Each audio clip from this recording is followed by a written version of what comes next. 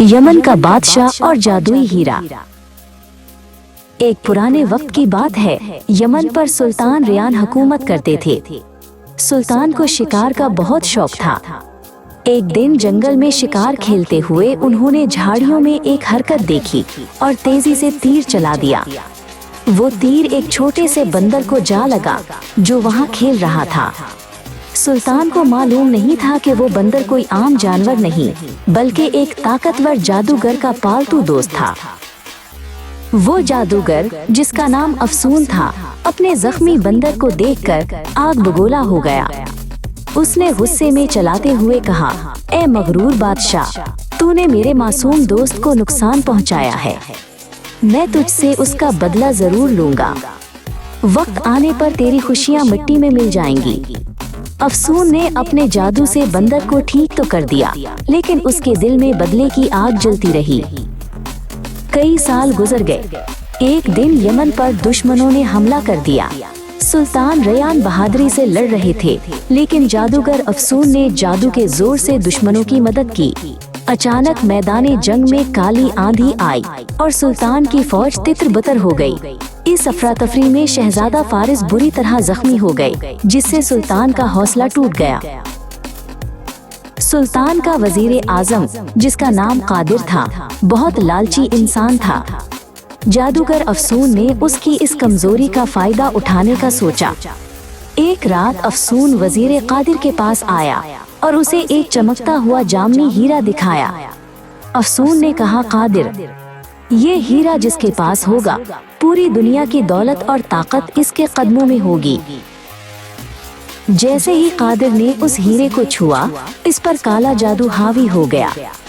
इसकी आंखें चमकने लगी और दिल पत्थर का हो गया। अब कादिर सिर्फ अपनी ताकत बढ़ाने के बारे में सोचने लगा। उसने रियाया पर भारी टैक्स लगा दिए और गरीब लोगों पर जुल्म करना शुरू कर दिया। लोग वजीर के खौफ से थर थर कांपने लगे। जब सुल्तान रेयान को अपनी रियाया की तकलीफ का इल्म हुआ तो वो बहुत हैरान हुए। उन्होंने खामोशी से शहर का दौरा किया और देखा कि लोग कितने उदास हैं। एक बूढ़े किसान ने रोते हुए सुल्तान को बताया कि वजीर कादिर उनसे उनका सब कुछ छीन रहा है। सुल्तान ने फौरन इस मामले की तफ्तीश शुरू करने का फैसला किया।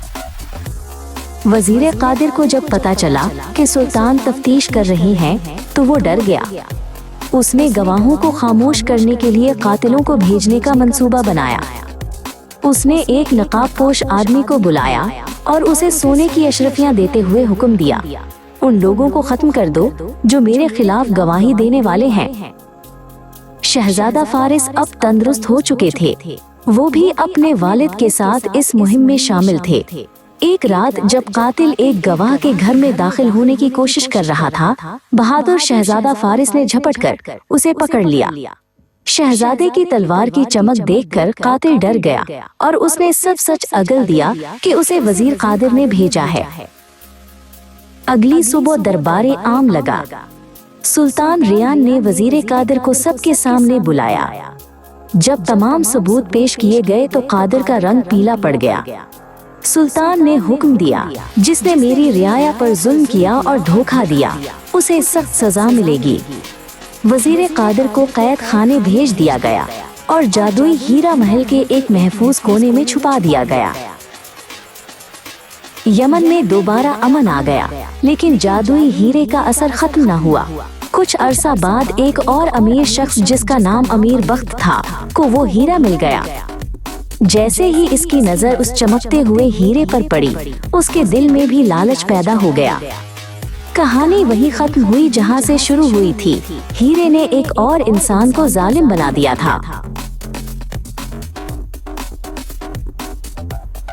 अमीर बख्त का रवैया बिल्कुल बदल गया था। वो जो कभी रहम दिल और मेहरबान इंसान था, अब लोगों पर सख्ती करने लगा था। शहजादा फारिस ने महसूस किया कि अमीर बख्त की आंखों में वही अजीब सी जामनी चमक है जो पहले बदउनवान वजीर की आंखों में थी। शहजादे ने इस तब्दीली की असल वजह जानने के लिए खामोशी से तफ्तीश शुरू कर दी।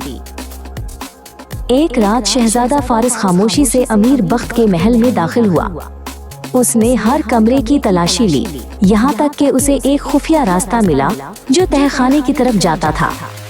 जैसे जैसे वो नीचे उतरा, उसे एक तेज और पुरअसरार जामनी रोशनी नजर आने लगी, जिससे पूरा रास्ता जगमगा रहा था।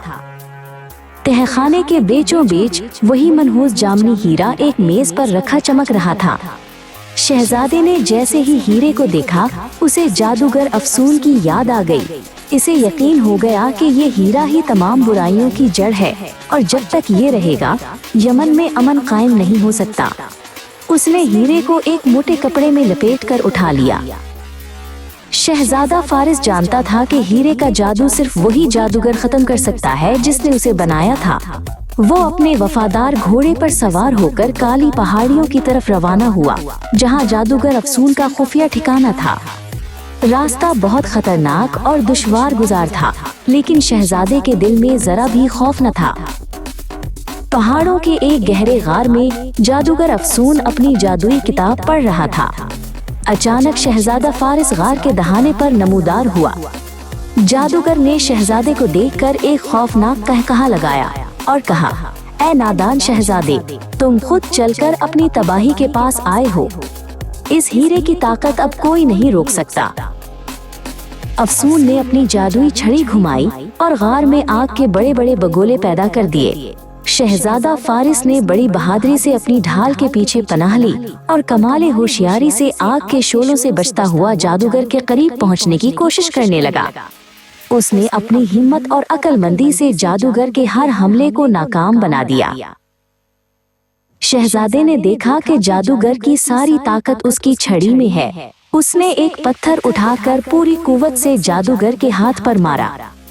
जादूगर की छड़ी हाथ से छूटकर दूर जा गिरी और उसका जादू एकदम कमजोर पड़ गया। जादूगर गुस्से से चीखने लगा, लेकिन अब वो बेबस हो चुका था। शहजादा फारिस ने वो जामनी हीरा निकालकर एक खास जादुई चट्टान पर रखा।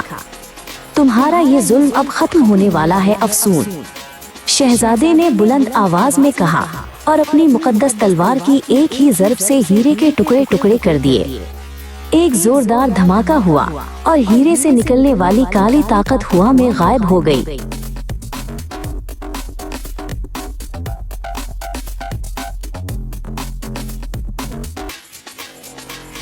हीरे के टूटते ही जादूगर अफसून की जवानी खत्म हो गई और वो एक कमजोर और लाचार बूढ़े आदमी में बदल गया।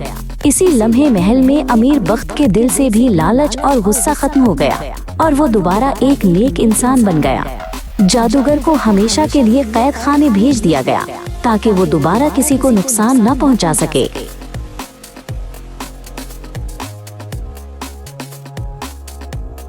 जब शहजादा फारिस यमन वापस पहुंचा, तो सुल्तान रियान ने फख्र से अपने बेटे को गले लगा लिया। यमन की सरजमीन एक बार फिर अमन और खुशियों से भर गई। शहजादे की बहादुरी और दानाई के किस्से घर घर सुनाए जाने लगे और मुमलिकत में हमेशा के लिए अदलो इंसाफ का दौर दौरा हो गया।